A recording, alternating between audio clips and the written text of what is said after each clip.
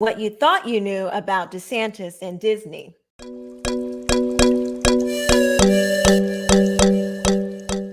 What's up, everybody? I'm Keisha King. Welcome back to my channel. We're going to be talking about some things you probably didn't know about the DeSantis and Disney debacle. So everybody knows, everybody's heard that Governor DeSantis of Florida has signed into law this new law that is going to remove the special privileges that Disney, the amusement park Disney has had for over 50 years.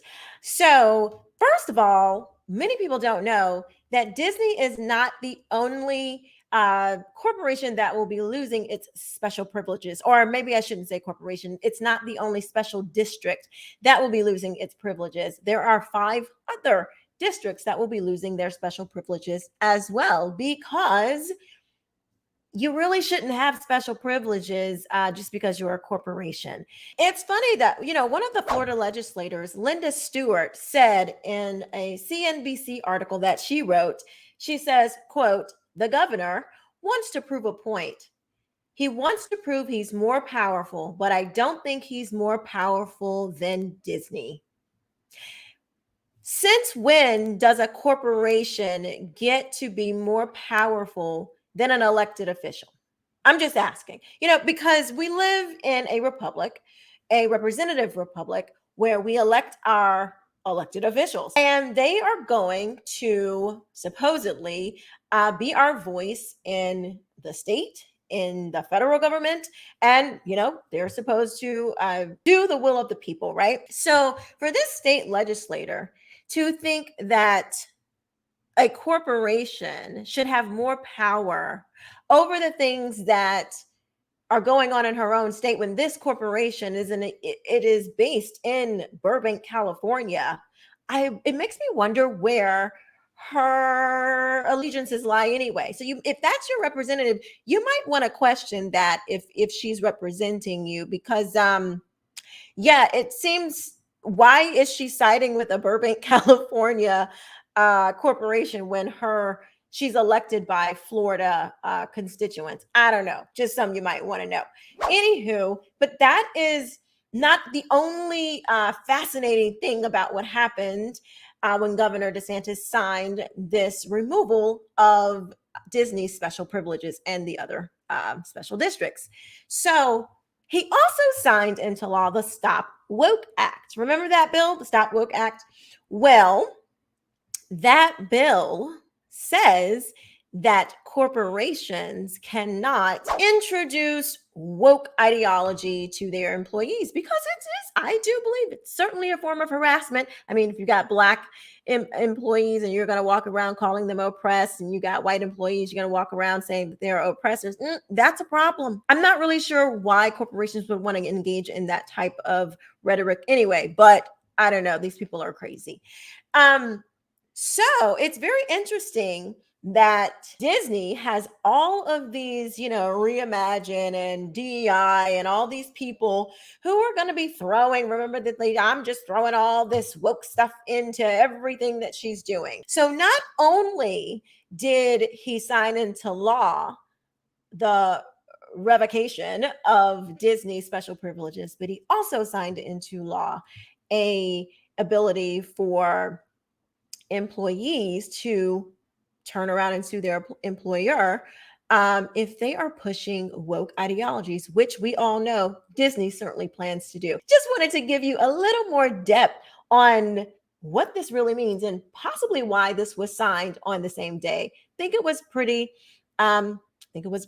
smart to do. Another thing that I want to address, there is this idea floating around on Twitter and everywhere else that DeSantis retaliated against free speech.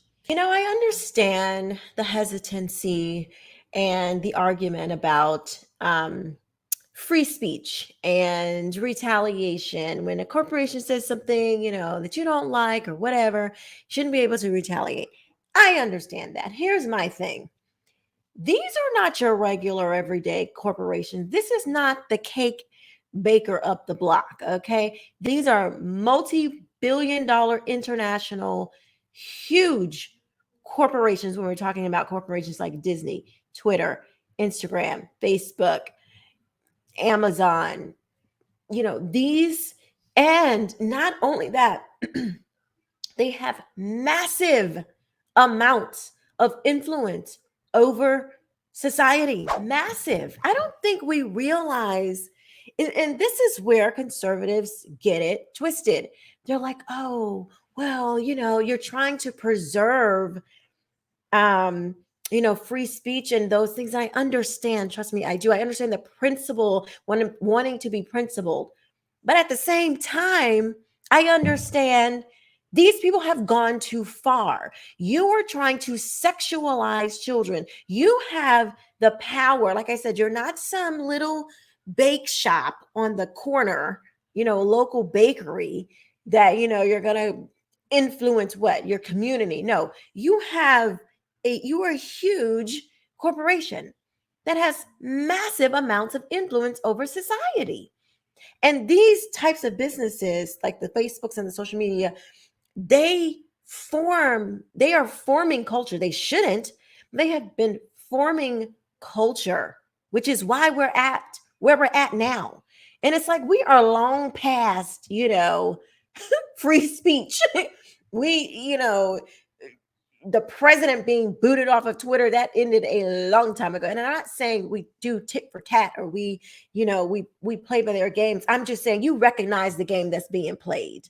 It's time to recognize the game that's being played. And when you have the opportunity, especially when it comes to children, especially when it's about our children, like these people are able to push billions of dollars into elections and literally shift society. I don't know. I'm just saying.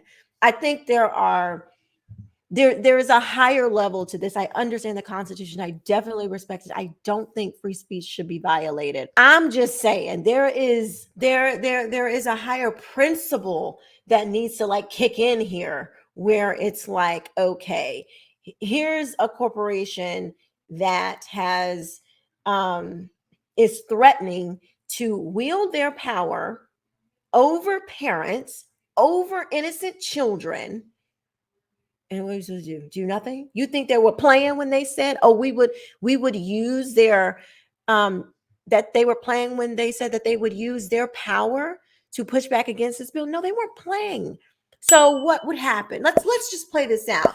DeSantis is like, okay, well, I don't want it to look like I'm trying to, attack them. I mean, I should have did the remove the special restrictions a long time ago, but it didn't happen. Now I'm done. I don't want it to look a certain way. Okay, so he doesn't do anything. Now they're pushing, they're wielding their power and pushing all this stuff on to parents and children. Now what.com? Then what? I don't know. I'm just saying there comes a moment where you have to make some tough decisions. You do. I can't say that I am upset. I will not say I am very happy that he stood up for parents. I really am. It's like, it's like a mother shielding her child from this huge, gigantic beast. And it's like, well, but they have free speech. They can terrorize you. They can terrorize you because they have free speech. I don't know. I'm not with that. And then, no. Anyway, let me know what you guys think in this video. Is it a free speech thing? Let me know what you think. Did Governor DeSantis go too far?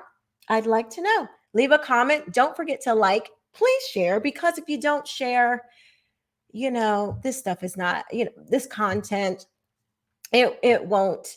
It's not going to get the scene. Let's just be honest. I get shadow banned on Twitter. I get shadow banned on YouTube. I get shadow banned on Instagram, Facebook, you name it.